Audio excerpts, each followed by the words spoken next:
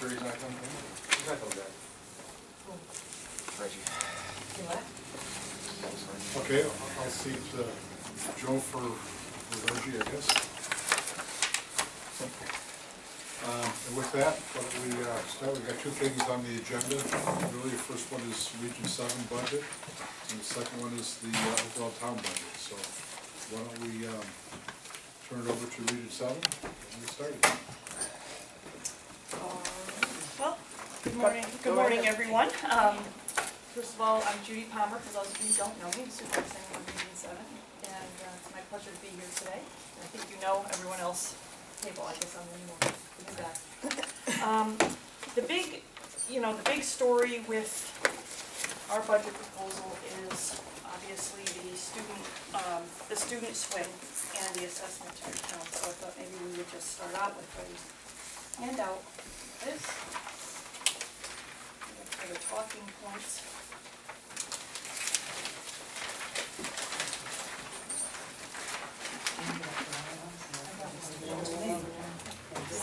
I've got mine, I think.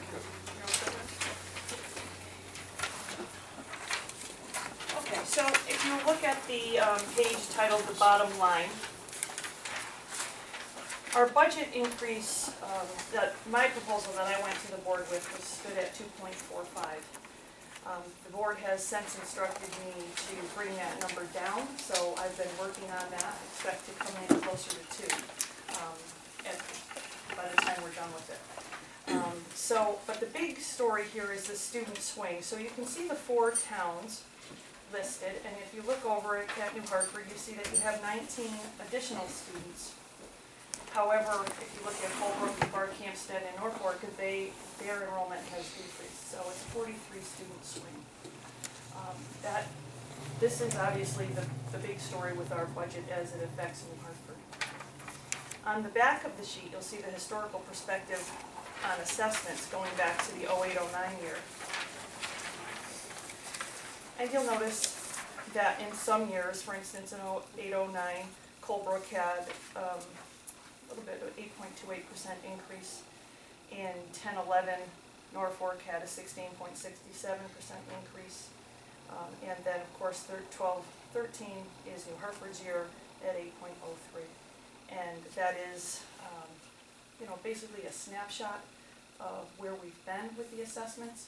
We have looked going forward. What does it look like for New Hartford going forward? We did review that with the first selectman and the Board of Finance chair.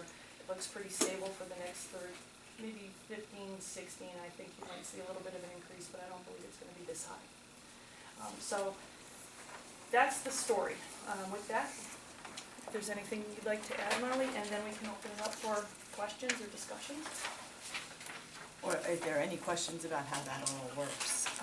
It can be a little confusing sometimes, and it is, we put this out there first because it's sort of the elephant in the room when it comes to our meeting with you guys. We understand that the effect of that number is enormous for you, but are hoping that you understand that there's nothing we can do about those 2 student numbers. They are what they are, and I know when it happens most often to Colebrook and Norfolk because their populations are so small, they don't need much of a change for it to dramatically affect their assessment.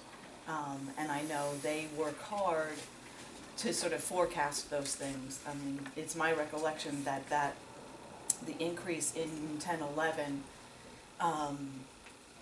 for Norfolk, that Mike Sconiers had seen that coming, and he had sort of surplus money that he could apply so that they could keep their tax rate at a reasonable level. They didn't have to absorb it all in new taxes.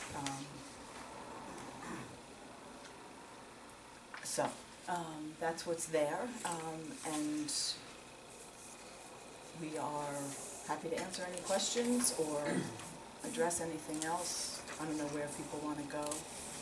So, but what is the net increase to the district, just to all 4 towns? What did you come up with right now, you said? 605. Pardon me? No. You mean in student Yeah, population? or- no, the budget increase, that's what I'm looking at. In assessment, No, or, it's for all 4 towns, what's the total increase Okay, of the budget?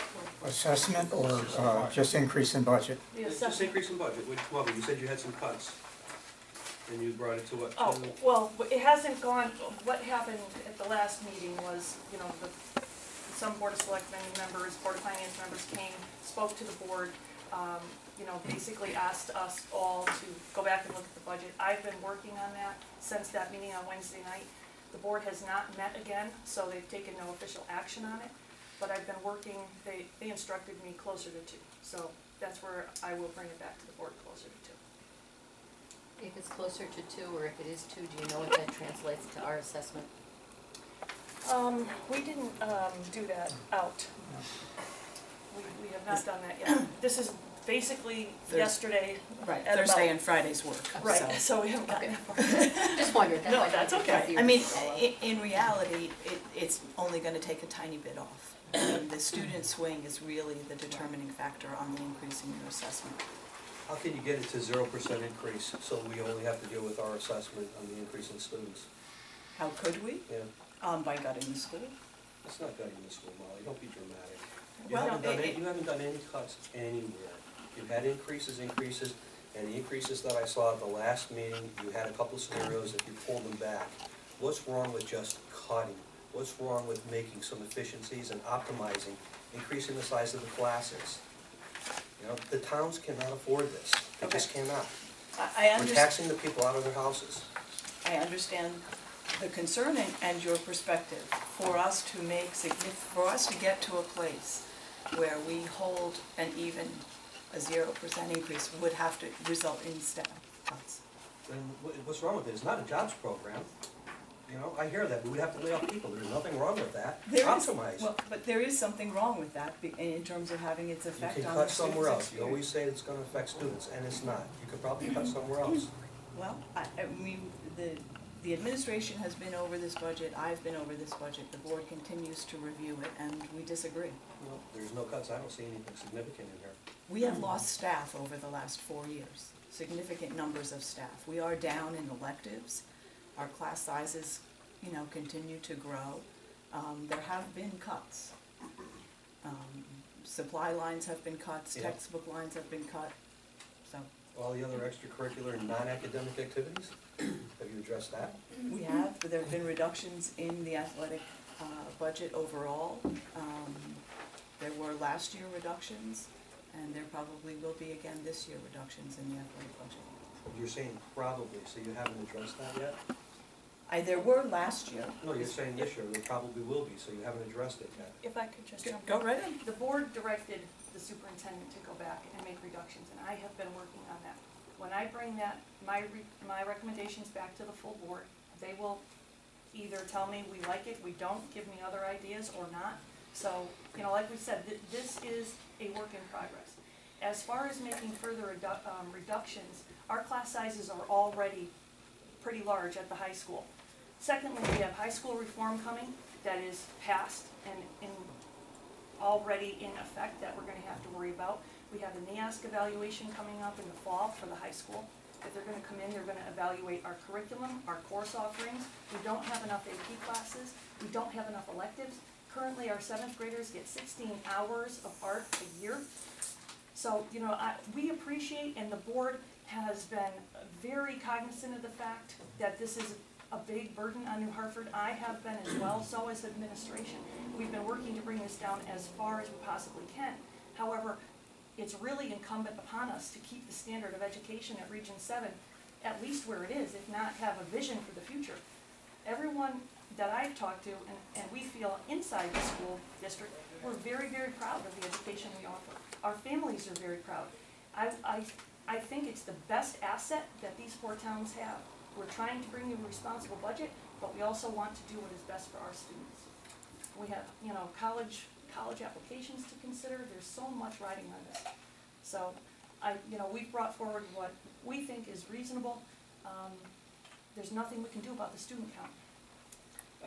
I think that you probably have areas that you can gain some efficiencies up there and optimize. And I appreciate your perspective, but please know that that's exactly what we're working to do. I'd like to see it be at zero and we just take our assessment. Okay, and All right? I appreciate that. I appreciate your perspective. Can you take us through how the 2.45% budget increase of $446,000 turns into $605,000 of assessment? Must be something on the revenue side here. Exactly. The revenue is less than it was in previous years. Could you walk us through that, maybe go to the revenue page, and wherever's the best place to show that? Okay, we've had a big decrease in the tuition that we were getting for special education students. And this was principally because we had a number of students coming in from Winchester that are no longer going to be there, because they're starting, as I understand it, starting up their own program. So you see that up on line 2. So you had a significant drop there, and you have a significant drop in the amount of applied surplus, which is a little over 100,000. So that's, Roger, what page are you selecting? this is on page 10. 10 of It's the. of this skinny one. Thank you. So that resulted in a decrease in revenue, as you can see there, over the previous year. All right, I'm not seeing the, here it is, applied surplus. Pardon? Yeah, I see it. Yeah. okay. I think it's a little over $100,000 there.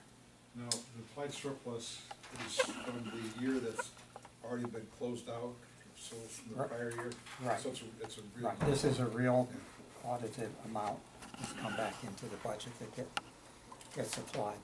It's made up of the excess revenue and under expenditure of the budget. And most of that excess revenue, you can see, was generated from special education.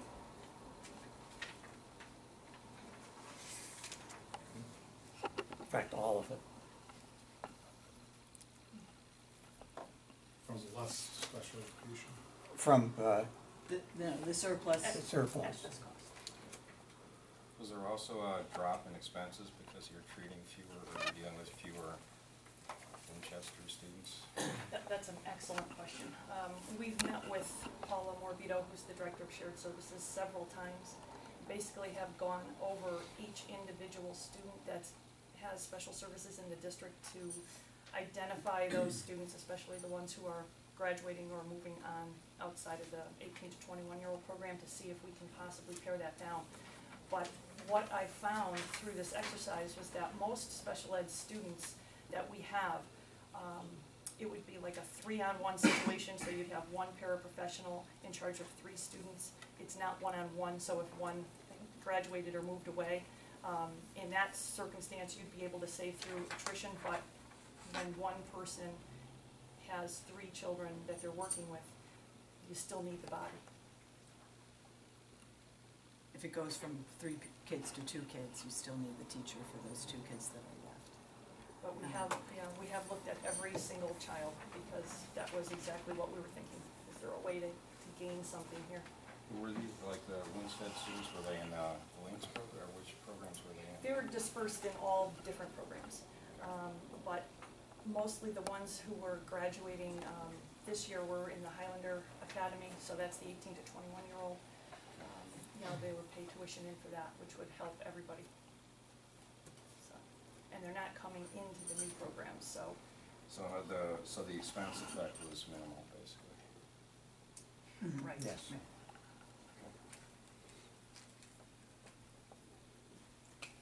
I would like to suggest that we look at the regional budget as the budget itself without looking at the numbers of increases in the students, because that's outside of our control and outside of regional's control. So with that being said, my understanding, I haven't been to all of the meetings, I'm sorry, but my understanding is that we're looking at a budget where you're adding one ag ed teacher whose cost is going to be pretty much a wash, right? Well, if you look at the increase, where we were just talking about the revenue page, that more than takes care of itself, That's because great. we've been That's able good, to yeah. increase Right, the yeah. number of students coming into the program. So you can see the significant increase in, if you look at vocational tuition, vocational agriculture tuition, which is the third line down, you have a significant increase in tuition, and that's due to the fact that we now can take more kids into the program. So if you were to eliminate that, you would have a much bigger increase. So what you said is true Sure. in your assessment, because your assessment would be Did you actually consider adding a second ag teacher as the New Hartford? I didn't know if you guys were serious about, but I'm like, it makes sense, financially did. it makes sense. We did, Yeah. and I that mean, was we're something that gaining Rob, on this. that was something that Rob brought up. Yeah. I think that is something we may be able to do next year. But one thing we need to also remember is that when we bring in an additional 20 BOAG students, they're also taking up spaces with electives and English, and so it's not just in that little corner, but that is something that we're gonna continue to look at. Also, you know, Molly has asked me to continue to look for revenue sources, if the board feels strongly about it, and I've been working with Paula Morbido, who is the Director of Special Services, to do just that. We opened up the Highlander House on Elm Street in Winchester just recently, so we're going to be getting more students into that program. That's for 18 to 21-year-old students who are learning independent living skills. We're also looking at the possibility of expanding our STEP program to maybe to a full-blown alternative placement. So we are continuing to go down that road, and we understand the value that revenue has on the assessments, so we are working to do just that. So other than that, there's a part-time art teacher. That's really the big change in your budget, as far as I can And tell. It's the Or is there more part-time art time, teacher, or- and there's a part-time, well, it's basically 2 classes of AP social studies. AP numbers are so low, we only have 7 AP classes right now, which is extremely low. Lewis Mills has 11. I've heard complaints from parents about Right, this. see, this is. Once the kids right. reach a certain level, there's nowhere for them to go. So you're taking care of that by adding 2 classes? Correct. Well, okay. And then the other one is the 2 classes of art, so that our 7th graders can have more art throughout the year rather than just the 16. And with those classes, Thank you. how many positions, full-time equivalents is that in total? It's not even that, it's .4, which is no benefits, just salary, which is $22,408, I believe, for the 2 classes for art, and $22,408 for the 2 classes of AP social studies. Can I ask a question about that? What are the other AP classes you have, and why social studies and not physics or chemistry or science? Social studies seems to be the area of need right now. I can't give you the exact list, but I know there are AP classes in the science area. We feel pretty good about science, actually, but social studies is the one area that's been targeted. We do have 2 teachers who will be going over to Taft this summer to be trained, so we're really looking forward to it. Now, what does that translate to college credits for the kids in terms of social studies, like Right. history and art, or, I mean, what is And that if do they for pass them? the AP class Right. test, then, you know, Right. that counts as college credit, so. But not a specific area, not like Um, AP algebra or AP calculus, they might not have to take it in college. It varies very much According college to to the college, school. university to university. Right. Some of them, they accept APs as credits. Some of them, they use them as placement in terms of advanced courses. So it covers, it runs the gamut. I just ask about that because I know in the primary area, we spend an awful lot on special ed and we don't do much on talented and gifted. And Right. it seems like it's the Right. same thing Right. with you guys. And that's exactly right, and I had made that point to the board, you know, every year we pore over these special ed numbers, which of course is extremely important, but it's also important to have a balanced perspective and be able to offer some of these AP courses to students who are going on to very, very high-level schools. And it's extremely competitive to get into college now, much different than, you know, when I was going. So. I didn't mean to get off task with money, but I just wanted to.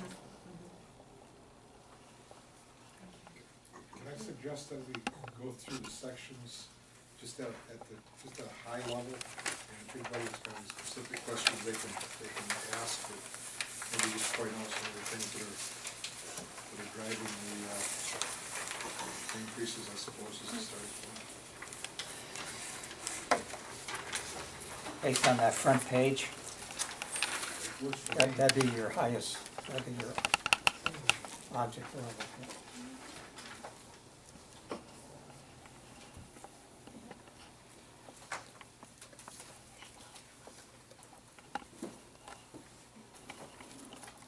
Okay, so on the summary sheet, the working budget summary sheet, you will see there are basically 3 areas of increase. The first one is the 100 line, the salaries. That's gone up, and that's basically due, the certified staff has a 3.3% increase in their salaries, contractually driven for next year. Does include the new positions we just spoke about, which would be the VOAG, the .4 social studies, the .4 art. Benefits line, That's down about 4, It's a down little over about 4%. 4.1%. Purchased and professional services, down 4.84%. What's driving the decrease in fringe benefits? A couple things. We had more money than we think we need in unemployment, and the other was in insurance. We think that we know we had more than we needed in there last year, and we looked at what we spent last year and used that to absorb any increases this year. Okay. Purchase and property services, down just over 1%. Other purchase services is up just over 2.12%. Supplies is up 10.23%. That's largely due to fuel, and quite honestly, we have $50,000 increase there, so we're hoping that is enough. Property is down about 19% almost. Other objects is down just about 16%, and use of other funds is up 4.7. And that's because, excuse me, we refinanced the bond last year. And it saved us about $9,000 to $10,000 a year, not a big savings, but a savings over the life of that bond. What happened is that the interest rate went down, but the amount we had to finance went up because we had to include the financing costs. But the net result, as you can see there, is about a $10,000 savings in that one line item. And that's what accounts for those figures being the way they are. Is that the $3 million floor bond? That's, well, no, this was this is $2 million that we're refinancing there. It was the first of the bonds that we did. Is that the one you have 8 years left? That's correct. So the increase in that account is due to just refinancing fees, basically? That's right. The two accounts really need to be looked at together, because you're saving money on the interest, even though, and that's what accounts for a good chunk of the decrease in the 800, and the small increase in the 900 is that your actual payment on principal is a little more, because the principal itself, the way the bond ended up getting funded, is front-loaded a little bit, and we had to include the price of refinancing in there. But you've got, if you take those together, obviously you've got a net savings of about $10,000 a year for the remainder. So it's about $90,000 over the remaining years. Are you doing any finance capital projects? In the budget you have, there is a capital plan in there for $300,000. Is it financed over multiple years? 4 years. We're phasing out one, and that is in there. So what page would that be on? On that small one, it's going to show not individually, that it will show in the 8 and 900. The 222 total, is that what it is? It's page 9. The actual cost of that, just so you know, it's a $300,000 issue. So that's roughly $75,000 a year for principal payment, and actually at bond council for a budget figure, though I think it'll come in maybe a little less, we figured 4%. So there's $12,000 in there for interest. So there's $87,000 there that represents. The first payment.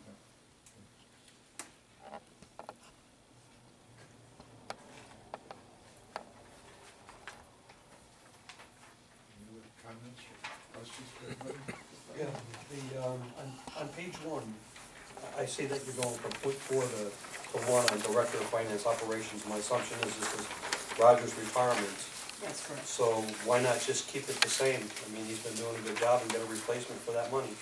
He's been doing a great job, there's no question Been about doing a it. fantastic job. Yes. You know, the issue is Roger's being paid and has been being paid for quite some time as a part-time employee.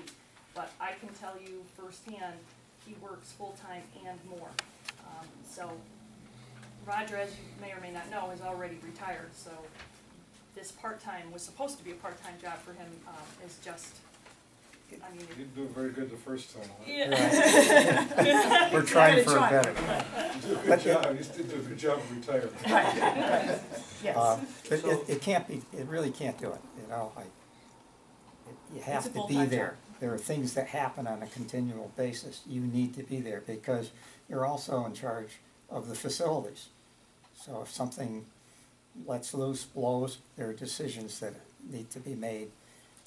So you really need to have somebody on site on a full-time basis. On page 2, all of the, where it says non-certified, total non-certified, are these all union positions or non-union positions? Most of them are union positions. There's a- Non-certified union positions? Right. Yeah, right, because we have almost everyone, except for a couple people that are exempt from unions, that work in the business office and in the superintendent's office by state statute, because they have access to negotiations and so on. They are exempt So you're from- saying that these are all negotiated contracts? Yes. With we the, have- with the Bookkeeping assistants? Yep. Yes, Yep. secretaries. Wow. secretaries, custodians, Paraprofessionals. paras, those are all unions.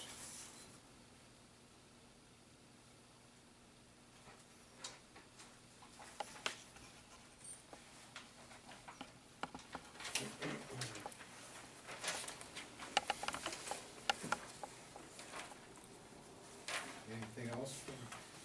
And what's driving your total temp OT, you know, up 12.79%, or about $25,000?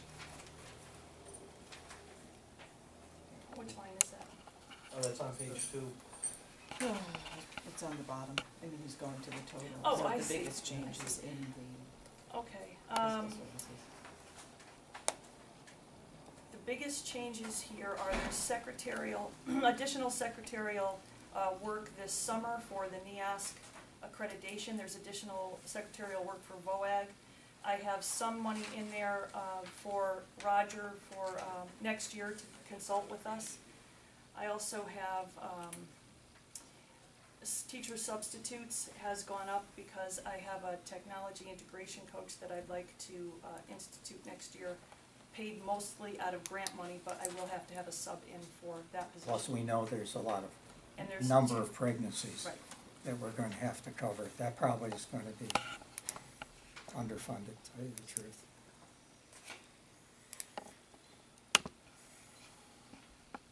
So you said you've got the line item going up to $110,000 for Director of Finance, which is $50,000 plus increase. And again, for consulting afterwards, about $5,000. it's $5,000, but it's $50,000, it's $5,000, it's just, you keep going through this budget line by line, and I'm sure you're gonna be able to come up with some nice efficiencies and some cuts. Okay, but there's one thing that I absolutely will stand firm on, and that is the need to have our finances in order. And to think of a new person coming in here without having Roger to consult with just is not realistic in my mind. Now, here's a man who answers my phone calls 9:30 at night, 4 o'clock in the morning, doesn't matter. He's gonna be there for me no matter what, but I will not be in a position to take advantage of his goodwill either. I think he does need to be compensated fairly for that. We're gonna get more than our I hear you, dollars Judy, and worth out I of it. can't sympathize with you because there's a lot of people in town that are volunteers to take these calls 24/7 as well. in the Hartford. I'm just saying that this position is like the superintendent's right hand. There's just no way that, that I think coming into a district like this, you couldn't just walk right in. You have to have Roger there to consult with for some time anyway. How did you come up with $110,000? We surveyed the Connecticut Association of School Business Officials, and we got a wide range of salaries, and we basically went pretty much right in the middle. Can I ask a question about the director of finances now? Are you done, Jim? I'm good for now. Yeah, okay. I was wondering, if we take the facilities management out of the position, has anyone thought, would you be available to continue? I'm just putting that out there. I mean, how do you replace the knowledge and the... Well, I think those two jobs go together, and they should be in a school like That was a Region. serious question, yeah. So they do go together. Right. You see them as... Right. Okay. Because you're not large enough to have a separate facilities manager. In a larger district, you would, who would be under the business manager. You're not large enough for that, and that would be, I think, more than necessary. But you do need someone to carry on that function. That's why the actual official title is Director of Finance and Operations. In Oxford, I had that position, Leah, that you're referring to, and his pay was $64,000 a year. My thought was to separate the two. Right. And then See that if might we be can more. continue. Yeah, absolutely. When you have somebody who's done the job so well for so many years, if there's a way to accommodate that. Thank you. But as Ben said earlier, Roger needs to do a better job of retiring. Also deserves. It's his decision. Yes, and he deserves to be able to retire.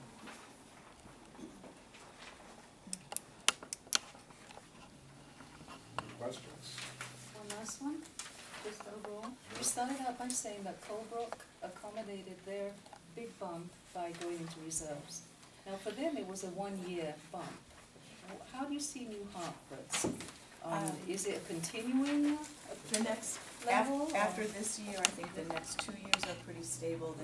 There's some, a minor decrease, and then there's a little bit of a bump up, not this much of a bump in 15-16. We've given those projections to Ben and to Dan when we met. When you say stable, at the new level? Yeah. Okay, so it's stable up there, we're not going Right, down but- to any other norm, okay? So this is our norm now, looking forward. So if we go into reserve for here, 1 that's- year, we will I be know. doing this every year.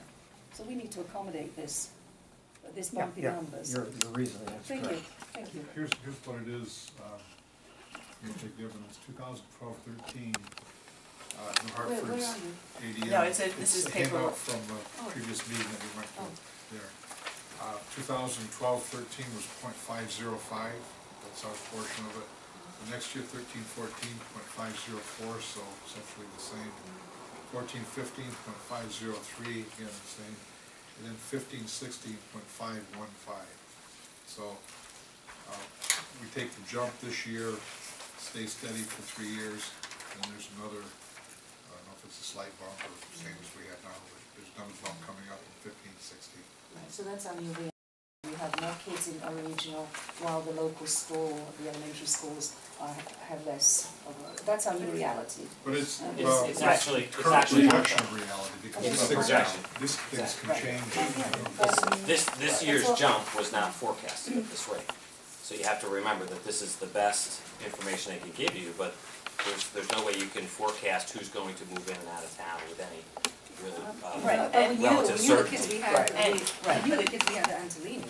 And that's How- what, that's how what could those it are not be? based, those That's are only called a what the straight farm- line projection. Right. It's right. taking who was in the But system. this year it shouldn't have been a surprise, we knew the kids we had. Joe, this was not Yeah. forecasted. Those numbers are all, the percentage and the way the assessment is obviously also affected by what the population does in the other 3 towns.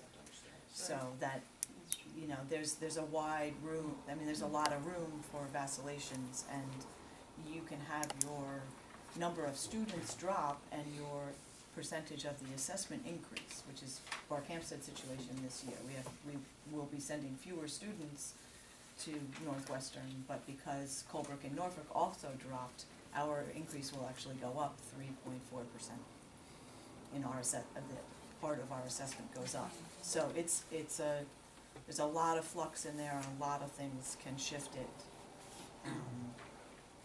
all the time.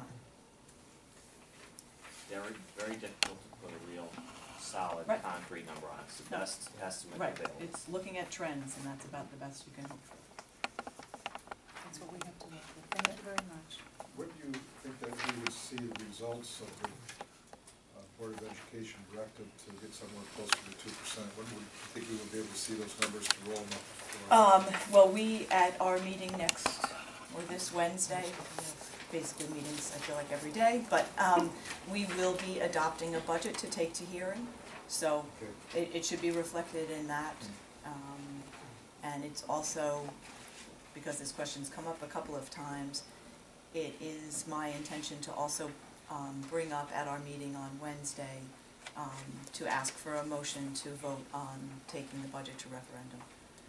So assuming that people on the board make that motion and second it and vote on it, then we should have an answer to that question as well. I think if I did my arithmetic right, it's about $82,000 of cuts. Yeah. About right? Yes. I saw somewhere. 2,000 of cuts. Yeah, 2,000 to get from the overall. 2.45 to 2.1. So rough numbers, 40,000 for us. Yeah. All right.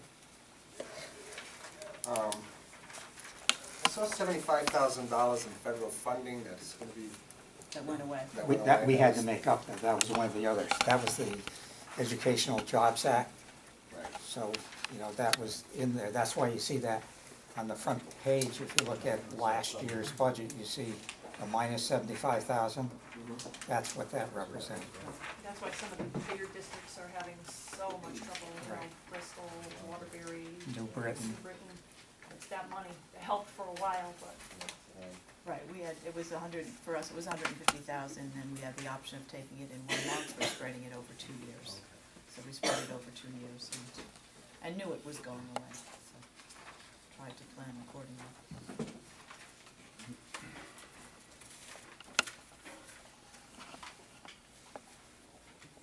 Anything else before we move on to the next presentation? I just want to thank you for showing up on a Saturday morning for, Thank you. you guys do a lot of road shows and what have you, but we certainly appreciate this. Okay. thank you for We- having us. We have Yep. a little over 6% increase in taxes overall if the budgets are approved as presented, which is beyond what we think the voters will sign up for, so something's gotta happen. We've heard poking at yours, we're struggling with 2.45%. I think you find that this group accepts whatever happens with the ADM, it's just, you know, it's the way it is, but we'll, as you've heard, push on the overall spending percentage, and I'm also of the opinion that what you've asked for is beyond what we can really swing, and bringing it to 2% is a start, but I'm just not sure that that's enough, and I understand the struggles, it doesn't get any easier year after year after year. Right. What I'm not sure of is, when it goes to referendum, assuming it goes to referendum, there's a vote, is it a straight majority wins, add all 4 towns together? Yes. Yes. Okay, wasn't quite sure on that. Right. So we will be back here on April 10th to do our presentation, and certainly, That's the budget hearing? yeah. Okay. Right, the town budget meeting.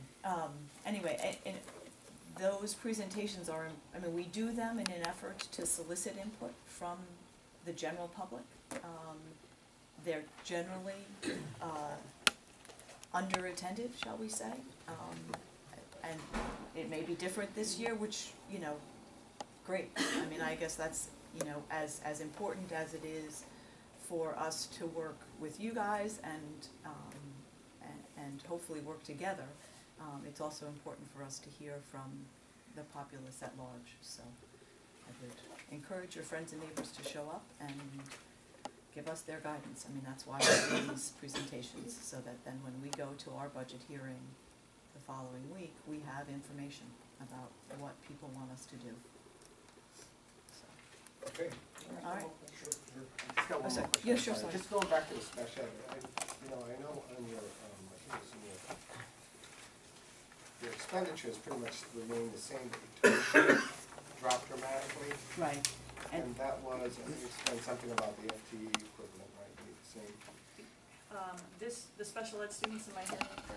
Well, just Why that your the budget? expenditure stays the same, but your Same. tuition is dropped dramatically. Oh, what we did is we took the excess cost money that comes back from the state and offset the outplacements with part of that money. Yeah, because we had a terrific increase in special ed costs this year. You wouldn't want to even look at the budget that came in originally. So basically, what we did was to offset those costs with that excess cost money within the budget. Within the budget. Previously, it had been looked at as a source of revenue. Right. So it was calculated in a different way. So that line item appears that way because we moved it in, they moved it into the budget directly, which is where most schools do it. So where do we see that? Do we see that somewhere?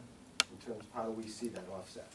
It's It's just you got the decrease in the amount So of if you the- just each do of the those line arithmetic, items. you can It's in here. subtract it out. In this big Yeah. one, you'll see it parenthetically, it'll say Okay. admin cut. Right. That's the excess cost money. Okay? So it's off budget basically. It's, well, it's offsetting, yes, it's offsetting So you expenses. take it out of expenses It could- basically, right, and it could- there's no revenue entry. Right, Correct. exactly. Because the Absolutely. intent of that, that's why it's current year funding. The intent of that is to get it back to the town so they can use it to offset their costs. There isn't much money in here in the future. I know, I hear what you're all saying, but, you know, we've never come back to the towns in 50-plus years. There isn't much leeway in this budget. Say unusual special ed costs, there's no cushion in there to absorb those costs. So this is going to be have to be a very, very careful year for everyone watching the budget, because last thing we want to do is come back to 4 towns. Bad enough going back if you had 1 town, but imagine what it's like with 4 towns. You're going back through basically the process we're working on now. Reggie, you said you had a question. Yeah, maybe you could refresh my memory on the process of approving your budget. If you were not to, if the Board of Ed was not to approve sending it automatically to referendum, the public votes on your budget at regional At meetings? regional At a meeting, district that's meeting. what the statute says. And can they make motions to cut? Can public make motions to cut the budget? During the hearing, they can, They yes. can't. That's But very during the similar to a meeting? town meeting process. In the meeting, no, they can vote the budget down. They could vote the budget down totally at that point. Then you'd have to come back for another. Or can they Can they make vote? motions to cut dollar amount out No. of it? That's my understanding, my memory. You could Yes. do individual line item adjustments. When you get to the budget meeting, you either have to approve it or reject it. If you reject it, then you come back with another budget meeting and another budget based upon that Okay, so information. the dollar amount of the budget in its form at that time is only under the control of the Board of Education? In other Yeah. words, the public can never make a motion to cut your budget by dollar amount. Right, except at the hearing, they can do a recommendation at the hearing That's that what the I'm saying. budget So be the cut. public Right. can say they wanna cut. Right, and that's the X purpose dollars of the out hearing, and right. approve that. exactly. But I don't think they can force us to No, present a budget. but that is advisory. But you can make those motions at that hearing. Not at the But they're vote, not. at the hearing. At Right. the hearing, not, You can make those suggestions. At And, the hearing, you're not voting at the hearing. right. right. And that's the purpose of the hearing, really, is to have that input. I hear a little doubt, you know, you haven't had to do this, I guess, in many, many moons. Would you mind just looking at what the statute says and coming back Yep. with a Right. concrete, you Right. can or you cannot touch I'm line items? 90%, I know, Sure. but there's that 10% and I hear it and I would rather have 100% Yep. firm. Right. Thank you. Yep, be I happy to find it find- hard to believe that it would differ from the procedure we have At a town statutorily in the town where the dollar amount, Yeah, Yeah. the set dollar amount can be You can cut amend by it, this you can board vote to amend it. or Town. that had been at a town meeting. right. We'll find out. This is a regional district, so what we say would not necessarily apply to the other. Right. But it would be a group of the towns coming to that meeting. To the meeting. I'm surprised that they don't have access to the budget at that level. We will But find it's out. gonna be advisory, it's gonna come down to Right, but what the school board decides to do, and then the vote is what's gonna decide it. because at the meeting, Right, obviously it's either rejected or approved. If it's rejected, you come back but with another one. right, but at a town meeting, you have the opportunity to amend the budget at the meeting. So, We did have ready? that opportunity. Right, you would, yes, no, in Barkhamsted, Colebrook, and Norfolk, they still have that opportunity.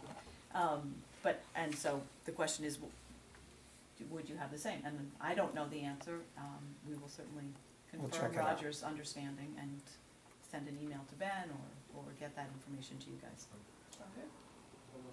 Yes, just looking down the road, I mean, anything big coming down the road that we need to kind of like start thinking about, or in terms of capital?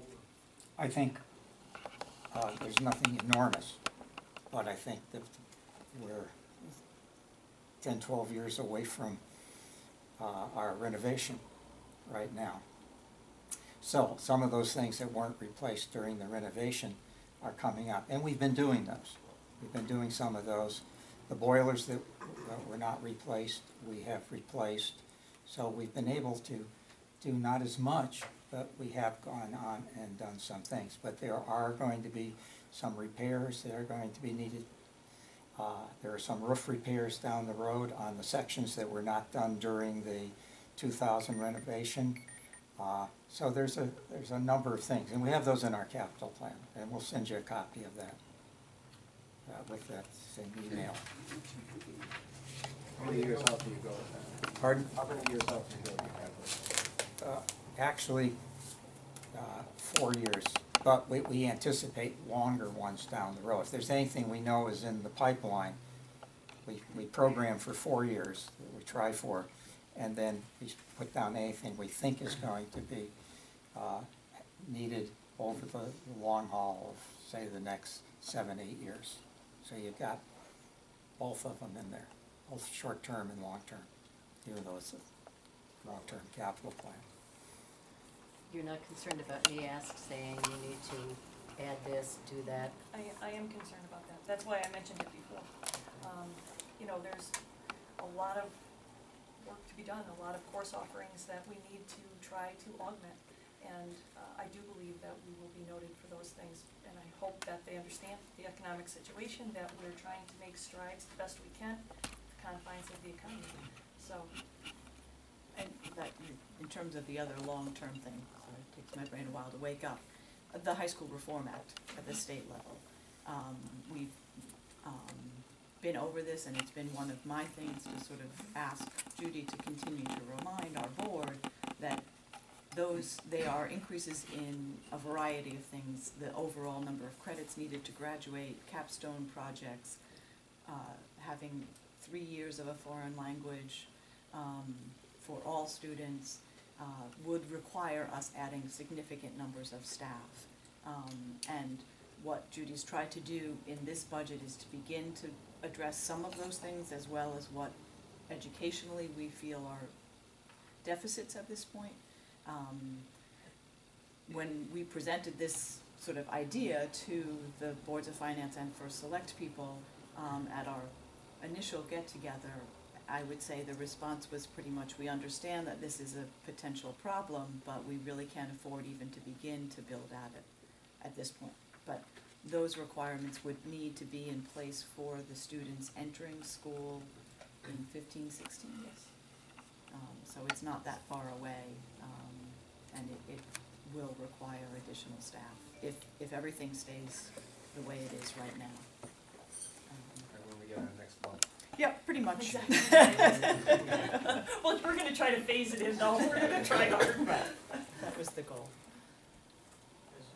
Question, forgive me for sounding ridiculous, but this tuitions, how are those calculated? Are those out-of-town students Yep. that? They are out-of-town And students to that come to attend Northwestern, right. And Okay. for regular ed students, their tuition is calculated by taking the cost per student that applies to the 4 towns, and that's where that tuition figure comes up Okay. with. And then the special ed students are determined by what their program needs are. Okay, and generally the tuition, the regular tuition, those are kids from Winston, Torrington? From Winstead, Torrington, Heartland. Mainly Heartland students. Okay, who don't wanna attend their public school, but would prefer to go to regional? Heartland doesn't have any Right. public schools, so they can go anywhere they want. Okay. The majority of their students at the moment are going to Granby, but we have been and continue to work hard to build a strong relationship with Heartland to encourage them to send as many as we can to Northwestern as a source of revenue. So I'll be in touch with their board chair and just trying to sort of remind them we're there, we love to have them, and certainly for the students on the west side of Heartland coming to Northwestern, geographically makes a lot more sense than driving to Granby. Okay, thanks. Yep. So you have bus transportation for them? We don't, no. My understanding anyway is that Heartland has the ability to designate 2 schools as their top 2 choices, which historically have been Granby and Gilbert. They're in their last, and they would then provide, Heartland then provides transportation for students to get to those 2 high schools. Heartland families can choose to send their kids to Canton, to us, to magnet schools, wherever, and then for the most part, the transportation is on them. We've created, through shared services, a little bit of assistance with getting Heartland kids to our school, but in terms of running real bus routes, we don't have to and we don't at this point. But some of our buses come pretty close. Right. And we have the same contractor now that Heartland has. So whenever it's possible, we try to work something out that they can ride our buses in. That are already running. Anything else before we close up the session? Just in terms of the tuition of the out-of-towners, there's parity there in terms of what we're charging for a student within Yes, region? yes, that's how the number gets reached. It is a modified version of what this, it's not the state, there's all kinds of per pupil cost numbers. But the one that we charge Heartland is based upon a modification of that. It takes out special ed costs and transportation costs. But it includes debt service, capital expenditures, those kind of things. And that was something, actually, Dan worked to put together when he was on the board to make it more equitable. Okay, thank you very much. Thank you. Thank you, guys.